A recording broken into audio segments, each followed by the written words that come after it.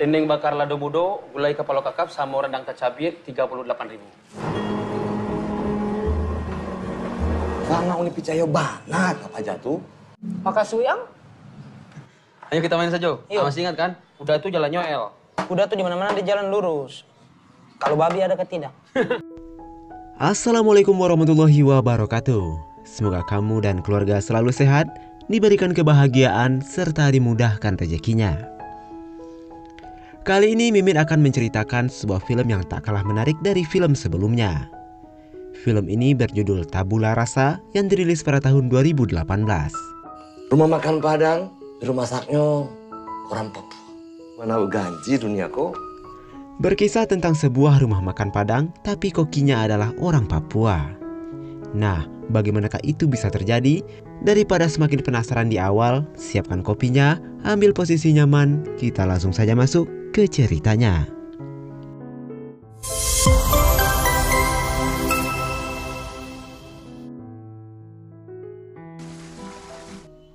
Cerita ini bermula dari seorang pria bernama Hans. Ia adalah seorang pemuda asal Serwe, sebuah pulau kecil di Papua. Hans sendiri tumbuh besar di panti asuhan yang sudah seperti rumah baginya. Dia sangat hobi bermain bola, walaupun tinggal di daerah terpencil, tapi ia punya mimpi besar dalam hidupnya. Hans juga bergabung dengan klub sepak bola Serwe dan kemampuannya dalam bermain bola cukuplah baik. Lalu pada suatu hari, saat sedang mengikuti pertandingan antar desa, ia bermain cukup bagus dan menjadi pemain terbaik dalam pertandingan itu. Seorang pelatih sepak bola profesional asal Jakarta yang bernama Pak Indra Kurniawan tertarik dengan bakatnya. Ia menawarkan Hans untuk ikut dengannya ke Jakarta. Ia memberi kartu nama dan meminta Hans untuk memikirkannya baik-baik.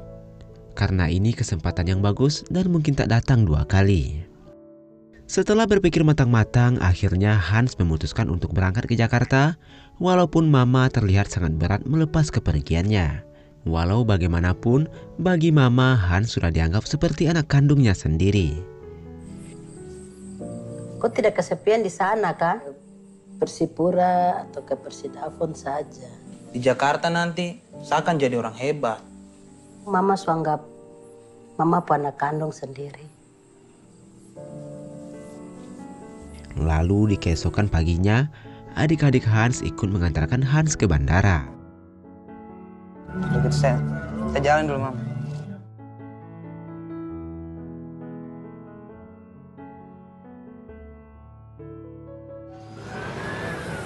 Beberapa waktu kemudian, di tengah hiruk pikuknya lalu lintas ibu kota, terlihat seorang pria gelandangan berdiri dengan tatapan mata yang kosong. Yang ternyata harapan tidak sesuai dengan kenyataan. Hans bertahan hidup dengan cara mengais beras yang tercecer di gudang pengepul dan menukarnya dengan uang 1.000 sampai 2.000 rupiah. Tapi karena kakinya yang kini terlihat pincang, Hans kalah cepat saat mengejar truk masuk ke dalam gudang. Saat malam tiba, Hans tidur di pinggiran rel kereta api. Sesekali dia memandangi sepatu pemberian adik-adiknya di panti asuhan sambil mengenang mimpi masa lalunya. Entah apa yang menimpa Hans hingga ia menjadi seperti itu.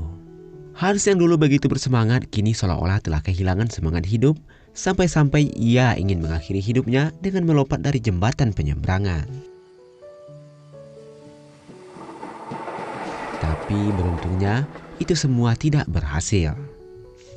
Pagi harinya seorang ibu-ibu yang biasa dipanggil dengan emak pulang dari pasar dan menemukan Hans tergeletak pingsan dengan luka di kepalanya. Mak yang merasa kasihan tergerak untuk menolongnya. Hans terkejut dan tidak suka saat Mak dan Nasir membangunkannya. Kepala kamu terluka, perlu diobati. Saya tidak apa-apa. Kamu siapa? Kamu mau lanjut berjalan, sebaiknya makan dulu. Saya bukan pengemis, Ibu. Tapi Hans menolak dan mengatakan bahwa dia bukanlah pengemis. Namun karena Mak terus memaksa, akhirnya Hans ikut bersama Mak. Saya punya nama Hans. Dan diketahui Mak membuka usaha rumah makan Padang, dibantu oleh Nasir sebagai pelayan dan Permanto sebagai juru masak.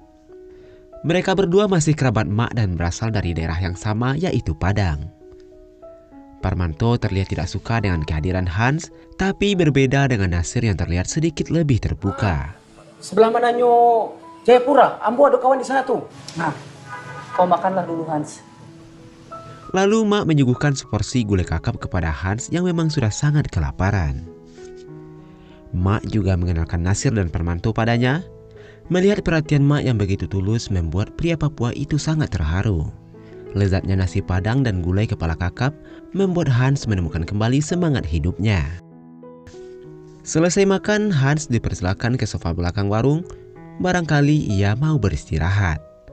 Tapi Hans menolak dan berkata kalau ia tidak apa-apa dan akan segera pergi. Entah mengapa Mak sangat perhatian. Bahkan Mak memberikan sendal pada Hans agar kakinya tidak terluka. Dan ternyata itu adalah sandal milik Uda Permanto. Kau pakailah sandal. Nanti kakimu bisa terluka. Kau sandalnya Parmanto, Ma. Saat mereka sedang makan sebelum pergi, Hans berinisiatif untuk mencuci piring sebagai bayaran karena dia tidak mau makan secara cuma-cuma. Nasir berkata kalau itu tidak perlu, tapi Hans tetap memaksa dan Permanto mengiyakannya. Susul Inyo. Saya lihat saja dari jauh. Jangan jadi nani tidak perlu beko tuh. Setelah itu Mak menyuruh Nasir untuk mengikuti Hans untuk memastikan bahwa dia baik-baik saja. Yang Nasir lihat, seharian Hans hanya tidur di pinggiran jalan. Sampai pada malam harinya Mak masih terus mengkhawatirkan Hans. Ia bertanya pada Nasir jam berapa kereta terakhir lewat. Karena bisa saja Hans kembali mencoba bunuh diri. Lalu di keesokan paginya Mak berangkat lebih awal ke pasar, melewati jembatan penyeberangan yang sama, tapi Hans tidak berada di sana. Setelah mencari beberapa saat, Mak menemukan Hans sedang tidur di depan sebuah ruko. Awalnya Mak ragu, tapi Mak tetap membangunkan Hans dan mengajaknya untuk ikut ke pasar membantunya. Sebagai gantinya, Hans bisa makan di tempat Mak.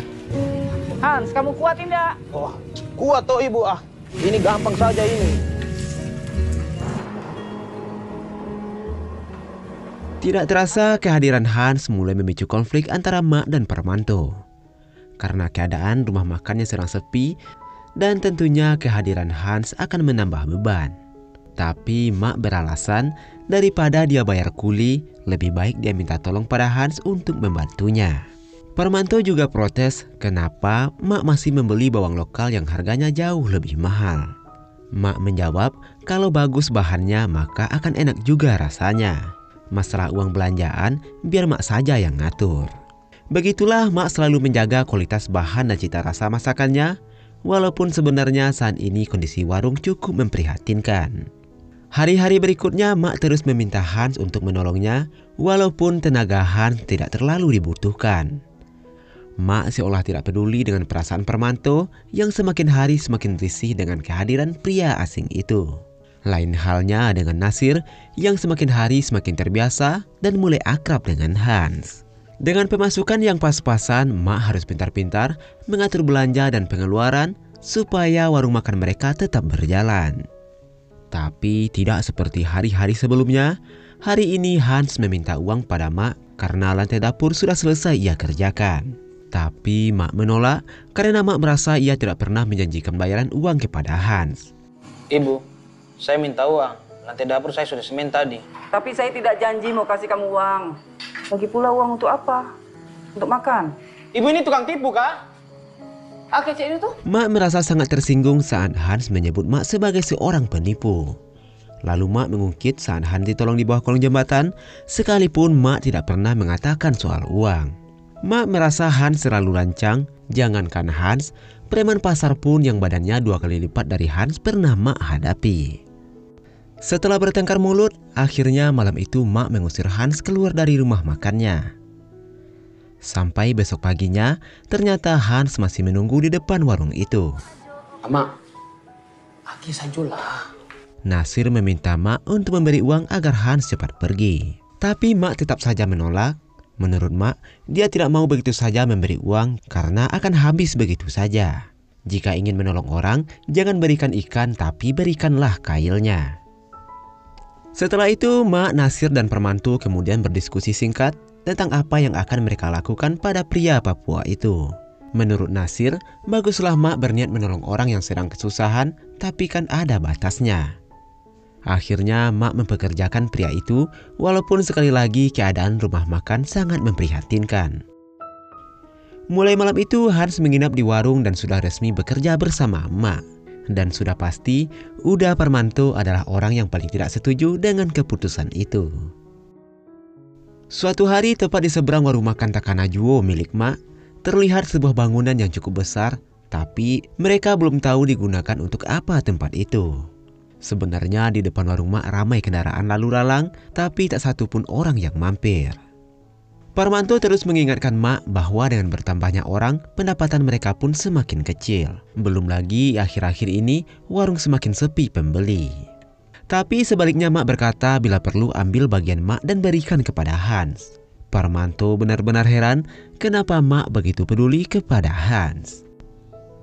Malam itu Mak bertanya pada Hans tentang asal-usulnya dan sudah berapa lama Hans berada di Jawa. Mak juga bercerita bahwa dulu di Padang Mak memiliki rumah makan yang cukup besar sebelum akhirnya mereka menjadi korban gempa yang terjadi pada tahun 2009. Bahkan anak kesayangan Mak yang bernama Amir meninggal saat bencana itu terjadi. Selanjutnya Mak, Nasir dan Parmanto merantau ke Jawa dan memulainya dari nol. Mereka merantau hanya bermodal tulang 8 karat. 1, 2, 3. Diam-diam Mak memberi Hans uang saku dan berpesan untuk menggunakannya dengan baik, dan yang paling penting jangan lupa untuk beli baju. Pagi itu Hans terlihat begitu bahagia dan merasa keren dengan jersey barunya. Lalu di siang harinya Mak mencicipi kuah kuning dan papeda buatan Hans, ternyata sangatlah enak. Di sanalah Hans mulai bercerita bahwa dulu dia bercita-cita menjadi pemain sepak bola profesional, walaupun kini mimpi itu telah pupus. Suatu hari saat sedang bertanding kaki Hans cedera parah, klub tempat dia bermain bola menolak untuk membiayai operasi dan menelantarkan Hans begitu saja. Hans tidak mau pulang ke Papua dengan keadaan seperti ini, dan pada akhirnya Hans harus berakhir menjadi pengangguran tanpa tanda jasa di ibu kota. Harga bahan makanan semakin meroket, sedangkan pengunjung di warung semakin sepi. Parmanto terus menekan Mak agar menurunkan kualitas bahan dan menekan modal berlebih.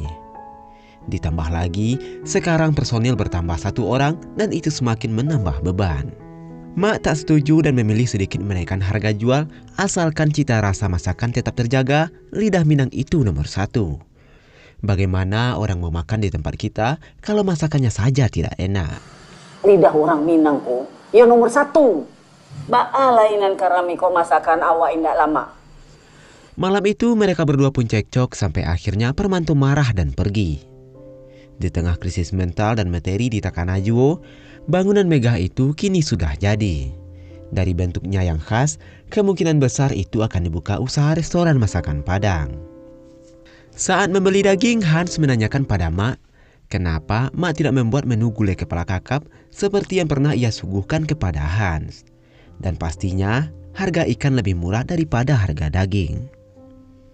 Tapi Mak hanya diam dan tak menanggapi perkataan Hans. Sepulangnya dari pasar, Parmanto juga belum kembali. Sebenarnya Nasir sudah mencoba menghubunginya tapi tak ada balasan. Karena tak ada juru masak, Mak kemudian mengajak Hans ke dapur untuk membantunya. Dari sini Hans belajar banyak hal tentang cara memasak yang baik dan benar, bagaimana proses dibalik lezatnya cita rasa masakan Padang. Mak berpesan kepada Hans saat sedang memasak, rendang jika kurang diaduk maka kuah tidak akan tercampur dengan sempurna dan menggumpal seperti tai kambing. Tapi kalau terlalu banyak diaduk maka santan akan pecah. Kita harus mengaduknya dengan sabar dan penuh dengan perasaan. Setelah penantian melelahkan, hari ini ada juga pembeli yang mampir. Nasir semakin akrab dengan Hans yang kini membawa suasana berbeda di rumah makan Takanajuo. Ini namanya rendang tacabiak. Betul, Toma? Lalu di siang itu Parmanto pulang dengan marah-marah. Dia tak peduli dengan pelanggan yang memperhatikannya. Parmanto mengatakan dia butuh uang untuk kuliah Jeffrey anaknya. Parmanto tak pernah setuju Mak membawa Hans ke sana. Ini rumah makan bukan panti sosial, itu kata Parmanto. Ini rumah makan, bukan panti. Parmanto kemudian mengemas barang-barangnya dan memilih pergi. ia mengatakan pantang untuk kembali ke warung ini. Parmanto juga memaki-maki Hans yang dianggap diam-diam telah mengambil alih pekerjaannya. Singkat cerita, malam pun tiba. Hans berniat menelpon ibunya di panti asuhan, tapi dia urungkan. Keesokan harinya, restoran megah yang berada di warung Mak resmi dibuka. Dari segi tempat dan pelayanannya, tentu restoran itu berbanding terbalik dengan warung makan Takanajuo milik Mak. Siang itu, Mak, Nasir, dan Hans datang untuk mencoba menu di sana. Dari rasa masakan yang Mak coba, Mak tahu dan benar-benar yakin bahwa itu resep milik Mak yang telah diturunkan pada Parmanto. Mak pun menyelonong masuk ke dapur restoran itu dan benar Parmanto ada di sana. Mak merasa sangat kecewa dan mengecam perbuatan Parmanto. Mak menyebut Parmanto sebagai pengkhianat yang telah mencuri resepnya. Parmanto mengatakan bahwa mereka sama-sama usaha, hanya resep yang diajarkan Mak lah yang Parmanto tahu. Kalau dulu mereka kawan, kini Mak dan Parmanto resmi menjadi saingan.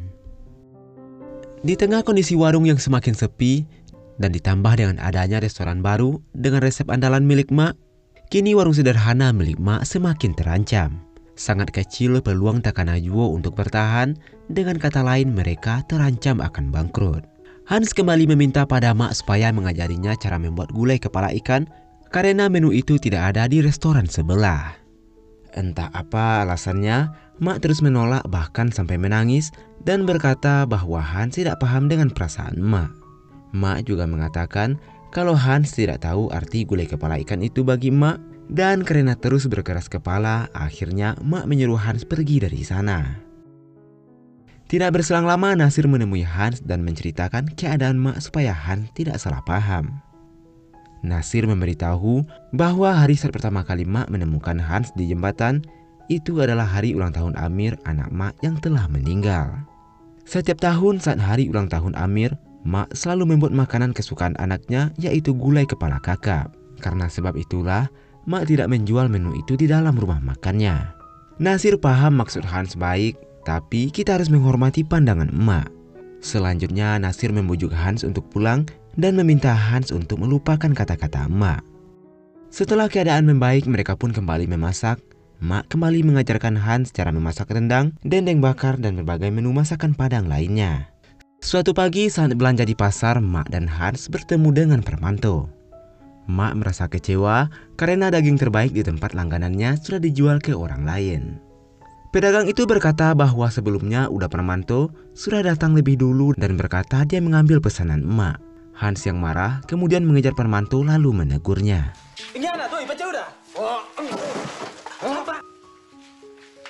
Sudah. Akhirnya Mak berbesar hati dan menuruti keinginan Hans untuk memasak gulai kepala kakap. Mak bercerita pada Hans bahwa bagi Mak memasak gulai kepala kakap sama seperti ziarah. Bagi Mak, waktu memasaknya Mak seperti bertemu dengan almarhum anaknya. Dan Mak meminta Hans untuk berjanji setiap Hans memasak gulai kepala ikan, Hans harus mengingat hal tersebut. Silakan. Saya kepengen gulai kepala kakap satu ya. Oh iya, baik Pak. Hans.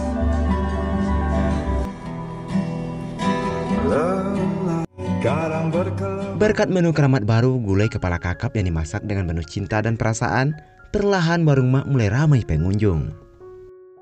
Kau bagian Nasir, gunakan baik-baik uang kamu tuh. Iya. Tabung kalau bisa. Beberapa waktu kemudian, tidak seperti biasanya di pagi itu, Mak tidak membangunkan Hans untuk ke pasar yang ternyata Mak sedang tidak enak badan. Hans harus mempersiapkan semuanya tanpa Mak dan untungnya Hans sudah cukup handal. Melihat rumah makan Takanajuo yang semakin ramai dan restoran baru semakin sepi, Parmanto penasaran dan menyuruh seseorang untuk membeli beberapa menu di tempat Mak.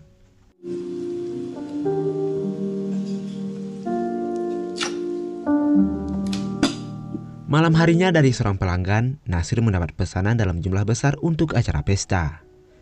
Mak sangat bersyukur dan bersemangat mendengarnya. Mak sedikit memaksakan diri walau sebenarnya Mak belum benar-benar pulih.